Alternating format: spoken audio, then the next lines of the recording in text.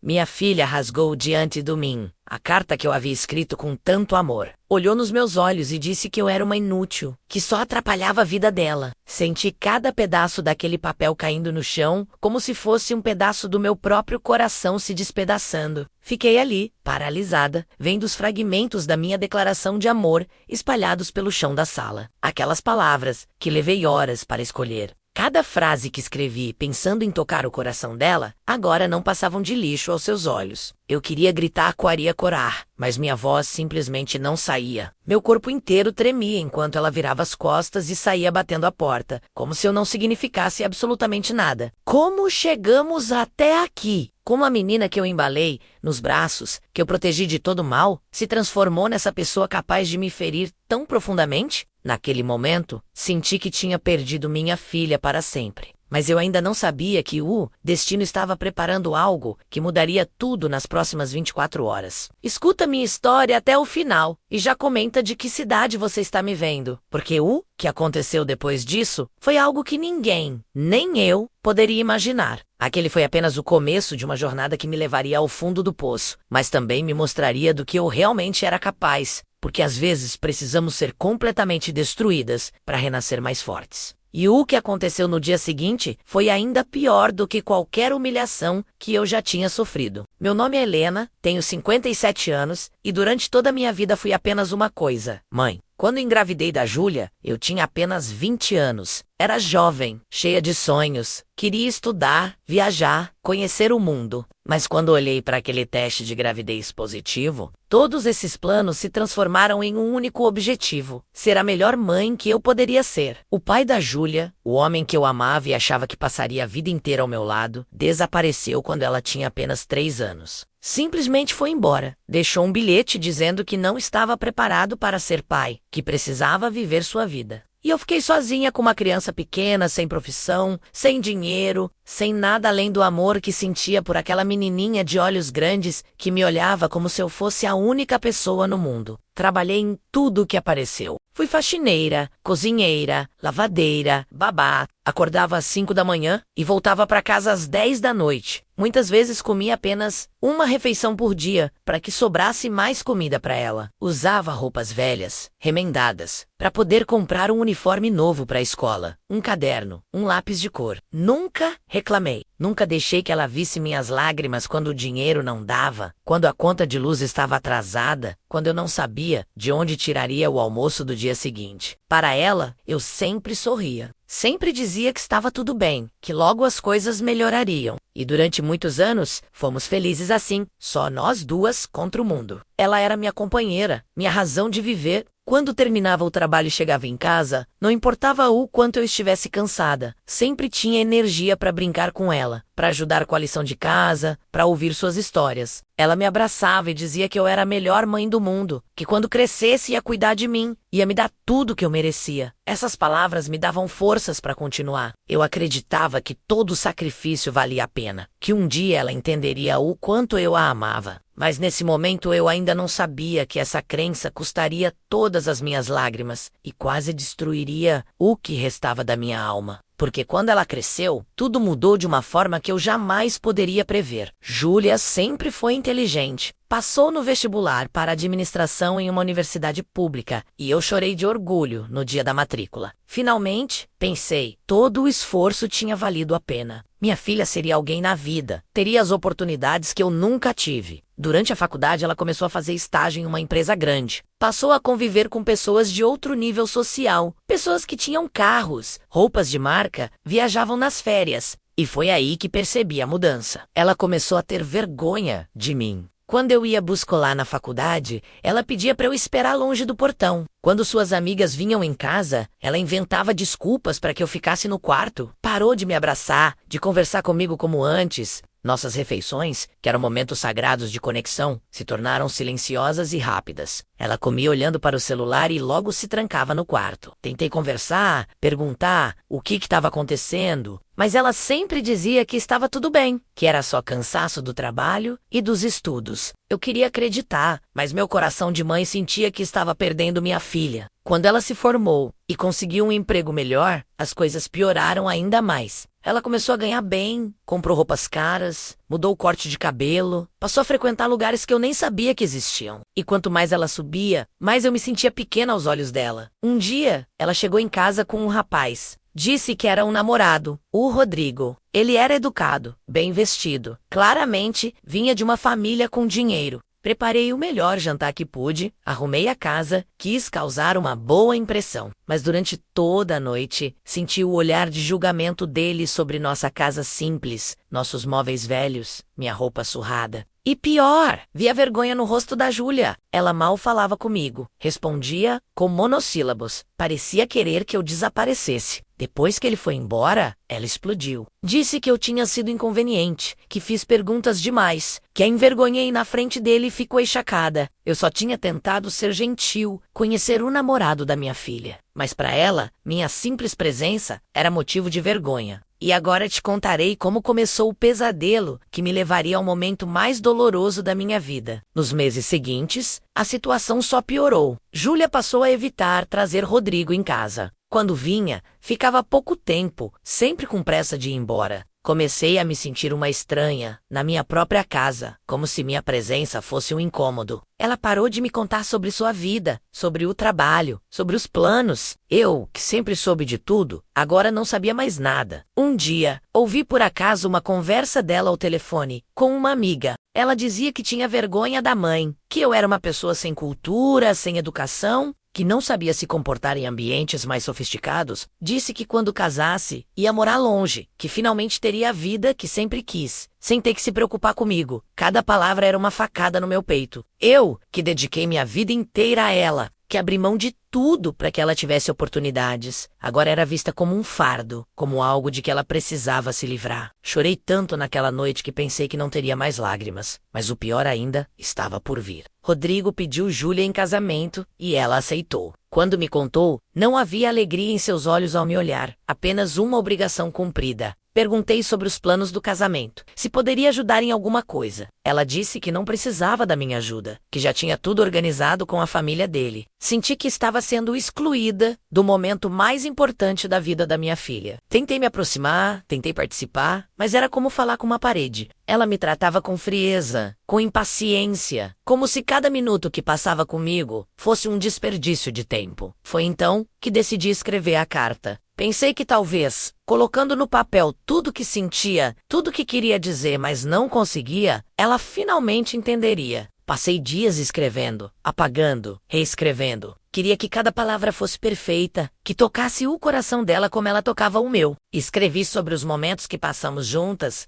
sobre os sacrifícios que fiz com amor, sobre o orgulho que sentia dela. Escrevi que entendia que ela estava construindo sua própria vida, mas que eu sempre estaria ali, que meu amor por ela era incondicional e eterno. Terminei dizendo que mesmo que ela me machucasse, eu nunca deixaria de amá-la. Achei que aquela carta seria uma ponte entre nós, que nos aproximaria novamente. Mas o que descobri depois me deixou sem ar e me mostrou que eu não conhecia mais a pessoa em quem minha filha havia se transformado. Entreguei a carta numa manhã de sábado. Júlia estava na sala, mexendo no computador, provavelmente organizando coisas do casamento. Me aproximei com o coração acelerado, segurando o envelope com as mãos trêmulas. Disse que tinha escrito algo para ela, que gostaria que lesse quando tivesse um tempo. Ela pegou o envelope sem nem olhar para mim, abriu ali mesmo e começou a ler. Vi seu rosto mudar, a irritação crescendo a cada linha. Quando chegou na metade, parou, suspirou com impaciência e, diante dos meus olhos, rasgou a carta em vários pedaços. Os fragmentos caíram no chão como confete, mas não havia nada para celebrar ali. Ela me olhou com um desprezo que nunca tinha visto antes e disse aquelas palavras que ficariam gravadas na minha alma para sempre. Você é uma inútil, mãe. Só sabe fazer drama. Eu não preciso disso. Não preciso de você me lembrando o tempo todo de como foi difícil, de quanto você se sacrificou. Eu sei. Tá bem, eu sei. Mas isso não me obriga a ficar presa a você para sempre. Eu tenho minha vida agora, tenho meus planos, e você só atrapalha. Fiquei paralisada. Não conseguia processar o que estava ouvindo. Aquela era minha filha? A menina que eu embalei, que eu protegi, que eu amei mais do que a mim mesma. Como ela podia dizer aquilo? Tentei falar, mas minha voz falhou. Lágrimas começaram a escorrer pelo meu rosto, mas ela não demonstrou nenhuma compaixão. Apenas pegou a bolsa e saiu, deixando-me ali sozinha, cercada pelos pedaços da minha carta e do meu coração despedaçado. Fiquei não sei quanto tempo ali, olhando para aqueles fragmentos de papel no chão. Cada pedaço representava um pedaço de mim que tinha sido rejeitado, descartado como lixo. Peguei os pedaços com cuidado, como se fossem preciosos, e os guardei em uma caixa. Não sei por que fiz isso. Talvez porque aquelas palavras, mesmo rasgadas, ainda representavam meu amor por ela. Naquela noite, não consegui dormir. Fiquei olhando para o teto, repassando toda a minha vida, me perguntando onde eu tinha errado. Será que amei demais? Será que protegi demais? Será que ao fazer tudo por ela, acabei criando uma pessoa incapaz de valorizar o que tinha? As perguntas me torturavam, mas não havia respostas. Apenas a dor, profunda e cortante, de ser rejeitada pela pessoa que eu mais amava no mundo. Pensei em desistir, em simplesmente aceitar que tinha perdido minha filha. Mas algo dentro de mim, uma pequena chama de esperança, ainda acreditava que ela voltaria a ser a menina que eu conhecia. O que eu não sabia é que o destino estava preparando uma reviravolta que mudaria tudo. Porque o que vi no dia seguinte mudou tudo para sempre e me mostrou que às vezes é preciso chegar ao fundo do poço para que a verdade finalmente venha à tona. Acordei no domingo com os olhos inchados de tanto chorar. Meu corpo doía, como se tivesse levado uma surra. Mas não era dor física, era dor da alma, aquela que nenhum remédio cura. Levantei da cama porque precisava fazer alguma coisa, qualquer coisa, para não ficar pensando. Fui para a cozinha, comecei a limpar, a organizar, a fazer aquelas tarefas mecânicas que sempre me acalmavam. Mas minha mente não parava. Repassava cada momento com Júlia, cada sacrifício, cada sorriso, cada abraço. Onde tudo tinha dado errado. Eram quase 10 da manhã quando o telefone tocou. Era um número desconhecido. Atendi com a voz ainda embargada. Do outro lado, uma voz feminina, profissional, me perguntou se eu era Helena, mãe de Júlia. Meu coração disparou. Disse que sim. A mulher se identificou como enfermeira do Hospital São Lucas e disse que Júlia tinha dado entrada ali há cerca de 1 hora. Ela havia desmaiado no trabalho e estava sendo examinada. Meu mundo parou. Nem perguntei mais nada. Apenas disse que estava indo. Peguei a primeira roupa que vi, nem olhei no espelho e saí correndo. Peguei um ônibus, mas parecia que ele estava andando de ré, de tão devagar. Meu coração batia descompassado. Minha mente criava os piores cenários. E se fosse algo grave? E se eu perdesse minha filha? Todas as mágoas, toda a dor que eu estava sentindo desapareceram naquele momento. Só importava que ela estivesse bem. Porque não importa o quanto um filho nos machuque, o amor de mãe não desaparece. Ele está sempre ali, maior do que qualquer ressentimento. Quando cheguei ao hospital, corri para a recepção, dei o nome dela e me indicaram o quarto. Subi as escadas porque não conseguia esperar o elevador. Meu corpo tremia inteiro quando abri a porta do quarto. Júlia estava deitada na cama, com soro no braço, o rosto pálido. Rodrigo estava ao lado dela, segurando sua mão. Quando me veio, Júlia começou a chorar. Não era um choro de dor física, era diferente. Era um choro profundo, de arrependimento, de culpa. Rodrigo se levantou e disse que ia buscar um café, nos deixando sozinhas. Me aproximei da cama, ainda sem saber o que dizer, o que fazer. E então ela falou, com a voz quebrada, as palavras que eu nunca pensei que ouviria. Mãe, me perdoa. Me perdoa por tudo. Eu sou uma pessoa horrível.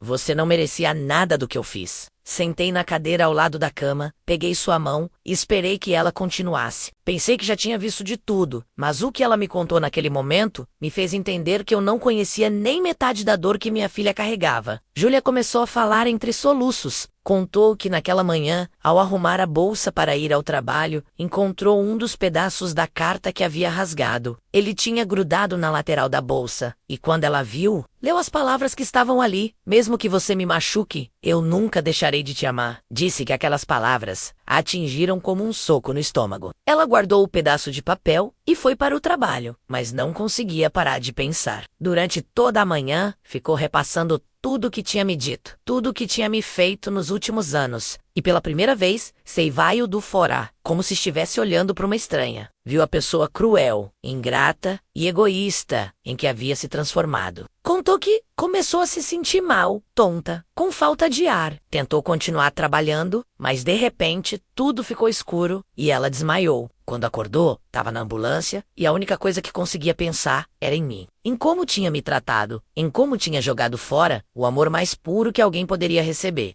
Os médicos disseram que foi uma crise de ansiedade severa, que seu corpo simplesmente desligou por causa do estresse emocional. Mas ela sabia que não era só isso. Era a culpa, o peso de ter machucado a pessoa que mais a amava no mundo. Júlia segurou minha mão com força e disse que não dormiu a noite anterior. Ficou pensando em tudo, em cada momento que me humilhou, cada vez que demonstrou vergonha de mim. Disse que a influência do Rodrigo e dos amigos novos tinha mudado ela. Tinha feito ela acreditar que para subir na vida precisava deixar o passado para trás. Mas ao ler aquele pedaço da carta, percebeu que estava deixando para trás não o passado, mas a única pessoa que realmente a amava de forma incondicional. Chorei junto com ela. Não eram lágrimas de dor, mas do alívio. Minha filha ainda estava ali, por baixo de toda aquela armadura de frieza e arrogância. Ela não tinha desaparecido, apenas estava perdida. E agora estava tentando encontrar o caminho de volta. Abracei ela ali naquela cama de hospital, e foi como se voltássemos no tempo, quando ela era pequena e eu era seu porto seguro. Ela chorava no meu colo como uma criança, pedindo perdão repetidamente. Eu acariciava seu cabelo e dizia que estava tudo bem, que eu a perdoava, que sempre perdoaria. Porque é isso que mães fazem. Amam incondicionalmente, perdoam infinitamente. Ficamos assim por um longo tempo, apenas abraçadas, curando feridas que pareciam impossíveis de sarar. Mas eu ainda não sabia que aquele era apenas o começo da nossa jornada de reconciliação.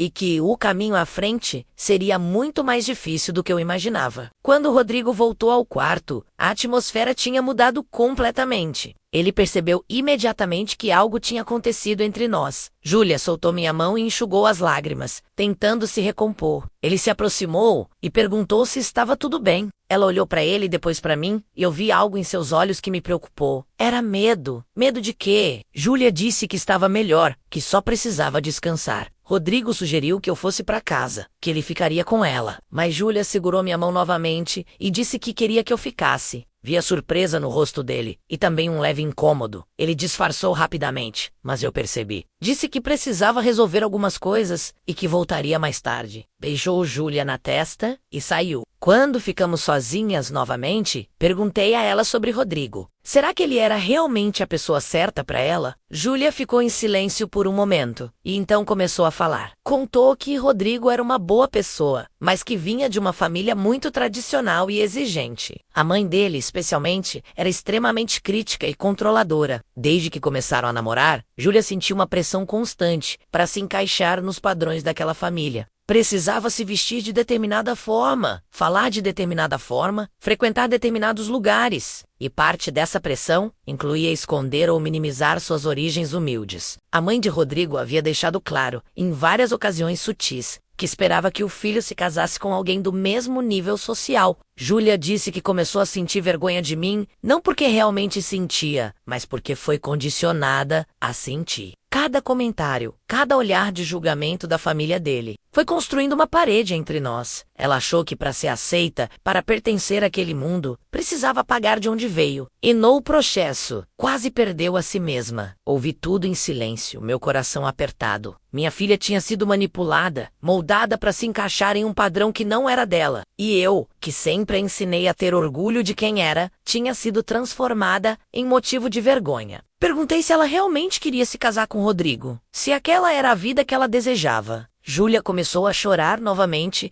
e disse que não sabia mais, que estava tão confusa, tão perdida, que não conseguia distinguir o que era vontade dela e o que era expectativa dos outros. Disse que tinha medo de cancelar o casamento e perder tudo que tinha conquistado, mas também tinha medo de seguir em frente e perder a si mesma completamente. Segurei seu rosto com as duas mãos e olhei nos seus olhos. Disse que ela não precisava ter medo, que independente da escolha que fizesse, eu estaria ao lado dela. Que ela não precisava ser perfeita, não precisava se encaixar em nenhum padrão, que ela só precisava ser ela mesma, e isso já era mais do que suficiente. Naquele momento, senti que tinha minha filha de volta, mas o que ela disse na hora seguinte me deu calafrios e me fez perceber que a batalha estava longe de terminar. Júlia me olhou com uma seriedade que eu não via há anos e disse que precisava me contar algo, algo que vinha guardando há meses e que estava consumindo por dentro. Meu coração acelerou. O que poderia ser? Ela respirou fundo e começou. contou que 3 meses atrás, a mãe de Rodrigo a chamou para uma conversa particular. Levou ela para almoçar em um restaurante caro e, entre um prato e outro, soltou uma bomba. Disse que sabia da minha existência, da minha condição financeira, do meu trabalho humilde e que achava melhor que eu não participasse muito do casamento. Sugeriu que Júlia me mantivesse afastada das reuniões de planejamento, das festas pré-nupciais e até mesmo da cerimônia em si. Disse que seria melhor para todos que evitaria constrangimento. Júlia ficou chocada, mas não teve coragem de confrontar a mulher.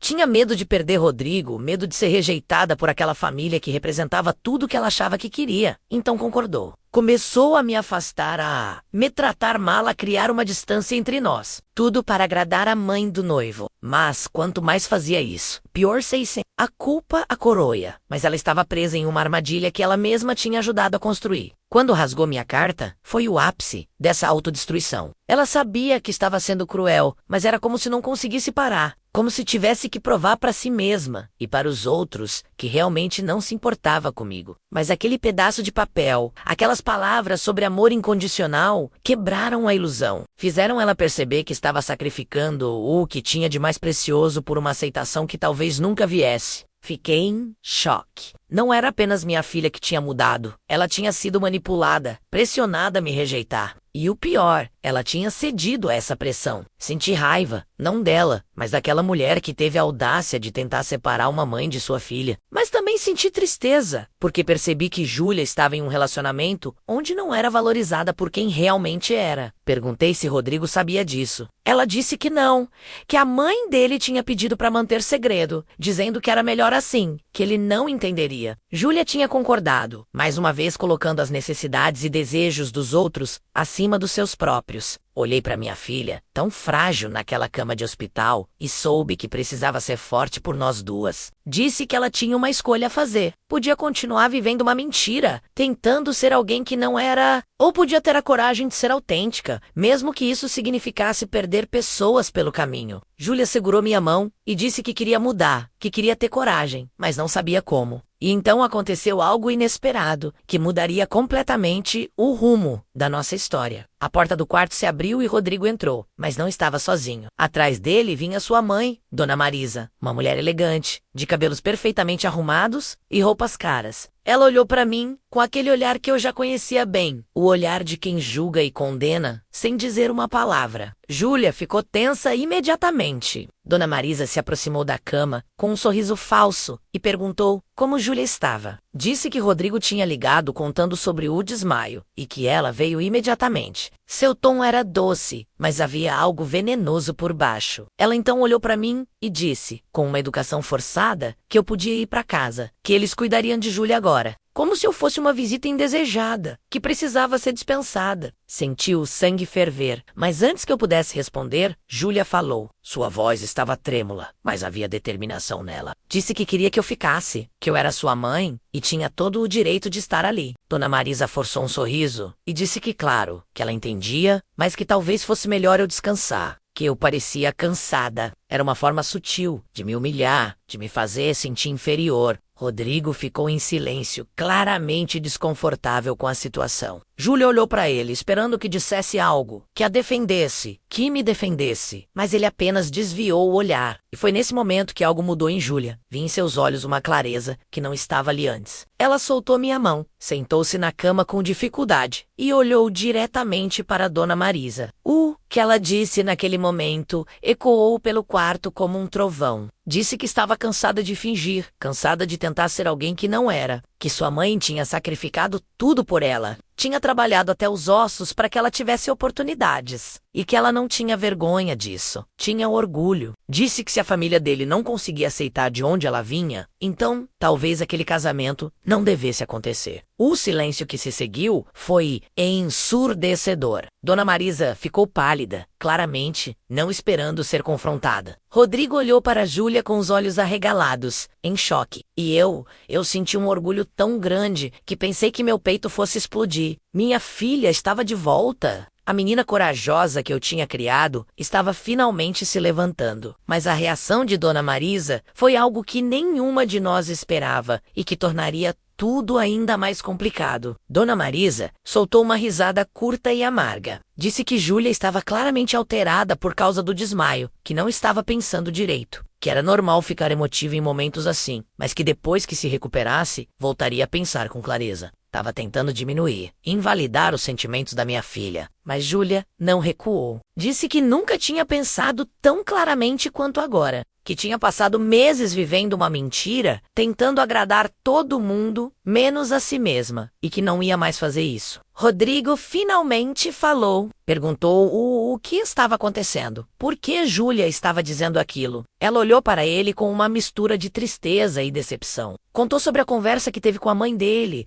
sobre a pressão para me afastar, sobre como tinha sido manipulada a sentir vergonha de mim. Rodrigo olhou para a mãe, esperando que ela negasse. Mas Dona Marisa não negou. Apenas disse que tinha feito aquilo pelo bem dele, que não queria que ele se casasse com alguém que viesse de uma família problemática, que isso poderia afetar a reputação da família deles. Falou de mim como se eu fosse uma doença, algo contagioso que precisava ser mantido à distância. Senti a humilhação queimar minha pele, mas me mantive firme. Não ia dar a ela a satisfação de me ver quebrar. Rodrigo ficou em silêncio por um longo momento. E então, para minha surpresa, ele se virou para a mãe e disse que ela não tinha o direito de fazer aquilo, que Júlia era a mulher que ele amava, e que isso incluía sua história, sua família, tudo. Dona Marisa tentou argumentar, mas ele a interrompeu. Disse que estava cansado de viver sob o controle dela, de ter que pedir permissão para cada decisão da sua vida, que ele era um homem adulto e ia fazer suas próprias escolhas. Pela primeira vez desde que conheci Rodrigo, vi nele uma força que eu não sabia que existia. Ele se aproximou de Júlia, pegou sua mão e pediu desculpas. Disse que deveria ter percebido o que estava acontecendo, que deveria ter a protegido da pressão da família dele,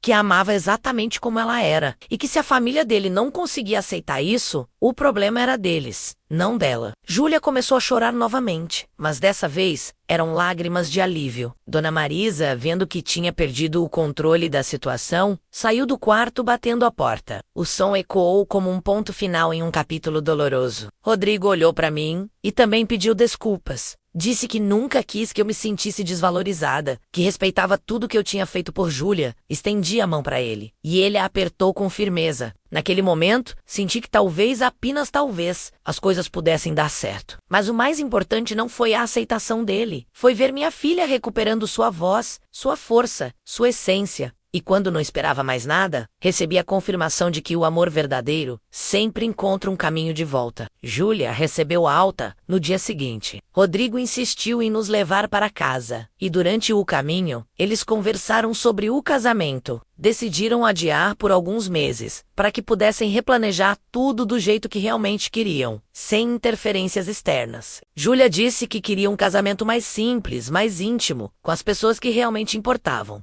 E que eu estaria no centro de tudo, não escondida em um canto. Quando chegamos em casa, Rodrigo se despediu e disse que voltaria mais tarde. Júlia entrou comigo e pela primeira vez em anos, sentamos juntas no sofá, como fazíamos antigamente. Ela apoiou a cabeça no meu ombro e ficamos assim, em silêncio, apenas aproveitando a presença uma da outra. Depois de um tempo, ela se levantou e foi até o quarto. Voltou segurando a caixa onde eu tinha guardado os pedaços da carta rasgada. Disse que queria colar os pedaços de volta, que queria guardar aquela carta para sempre, como um lembrete de quem ela nunca mais queria ser. Sentamos à mesa da cozinha e juntas começamos a montar o quebra-cabeça de papel. Cada pedaço que colávamos era como curar uma ferida, como reconstruir a ponte que tinha sido destruída entre nós. Quando terminamos, a carta estava toda remendada, cheia de marcas de cola e vincos, mas ainda legível. Júlia leu em voz alta, e dessa vez não havia impaciência ou irritação. Havia emoção, gratidão, amor. Quando terminou, ela me abraçou forte e disse que ia emoldurar aquela carta e colocar no quarto dela. Que toda vez que olhasse para ela, lembraria do amor incondicional que eu tinha por ela e do amor que ela tinha por mim. Nos dias seguintes, Júlia passou muito tempo em casa. Conversamos sobre tudo, sobre o passado, sobre o presente, sobre o futuro. Ela me contou sobre seus medos, suas inseguranças, sobre como tinha se perdido, tentando ser alguém que não era. E eu compartilhei com ela minhas próprias lutas, meus próprios arrependimentos. Pela primeira vez, Não éramos apenas mãe e filha, éramos duas mulheres, duas amigas, compartilhando suas vidas de forma honesta e vulnerável. Rodrigo também passou a frequentar mais nossa casa. Ele se esforçava para me conhecer melhor, para entender minha história. E eu, aos poucos, fui vendo nele não o homem rico e distante que eu tinha imaginado, mas alguém genuíno, que realmente amava minha filha. Ele me contou que tinha tido uma conversa séria com a mãe, estabelecendo limites. Disse que ela não tinha aceitado bem no início, mas que aos poucos estava começando a entender que ele não era mais uma criança que ela podia controlar. A verdade tinha sido revelada não apenas sobre a manipulação de Dona Marisa, mas sobre quem cada um de nós realmente era. E nessa verdade, encontramos liberdade. Mas o mais importante não foi o que perdi durante aquele período doloroso, senão o que ganhei. Minha filha de volta, mais forte, mais autêntica, mais ela mesma do que nunca. O casamento aconteceu 6 meses depois, em uma cerimônia pequena e linda, em um jardim. Não tinha a pompa e o luxo que a família de Rodrigo esperava, mas tinha algo muito mais valioso. Tinha amor, tinha verdade, tinha autenticidade. Júlia estava radiante em um vestido simples, mas elegante. E quando chegou a hora de entrar, ela me pediu para acompanhá-la até o altar. Caminhamos juntas, de mãos dadas, e cada passo era uma celebração de tudo que tínhamos superado. Rodrigo nos esperava com um sorriso enorme no rosto. Dona Marisa estava presente, sentada em um canto, com uma expressão neutra. Ela tinha vindo, mas ainda mantinha distância. Eu não me importava, não precisava da aprovação dela. Tinha o amor da minha filha, e isso era tudo que importava. Durante a cerimônia, Júlia fez questão de me agradecer publicamente. Disse que eu era a mulher mais forte que conhecia, que tinha me ensinado o verdadeiro significado de amor e sacrifício, que tinha se perdido por um tempo, mas que eu nunca desisti dela, nunca parei de amá-la. E que agora, começando essa nova fase da vida, queria levar comigo os valores que eu tinha ensinado: humildade, gratidão, respeito e amor incondicional.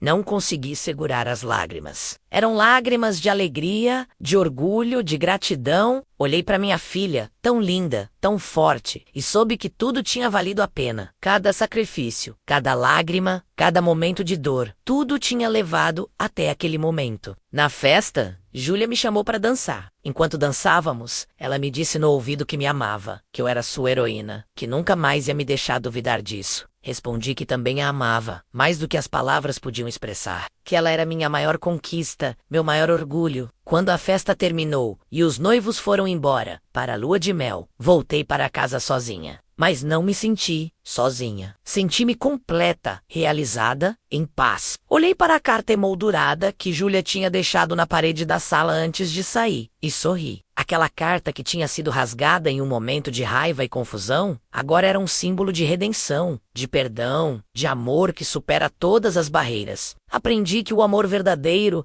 não é aquele que nunca enfrenta tempestades, mas aquele que sobrevive a elas. Que perdoar não é esquecer, mas escolher seguir em frente sem carregar o peso do ressentimento. Que às vezes precisamos ser quebradas para sermos reconstruídas mais fortes. E que o amor de mãe é a força mais poderosa do universo, capaz de suportar qualquer dor, qualquer rejeição, qualquer humilhação. E ainda assim, continuar amando, esperando, acreditando. Minha filha me chamou de inútil, rasgou minha carta, me rejeitou, mas no final, o amor venceu. Porque o amor sempre vence. E hoje, quando olho para trás, não vejo apenas a dor berro-arrornada. Vejo duas mulheres que se perderam e se encontraram novamente. Vejo uma mãe que nunca desistiu e uma filha que teve a coragem de voltar. E vejo que o mais importante não é nunca cair, mas ter a coragem de se levantar. Porque é isso que nos define. Não nossos erros, mas nossa capacidade de aprender com eles. Não nossas quedas, mas nossa determinação de nos erguer. E não o quanto somos amadas nos bons momentos, mas o quanto somos capazes de amar nos momentos mais difíceis. Essa é minha história. Uma história de dor, mas também de redenção. De rejeição, mas também de aceitação. Turru meu raco, mas também de dignidade recuperada.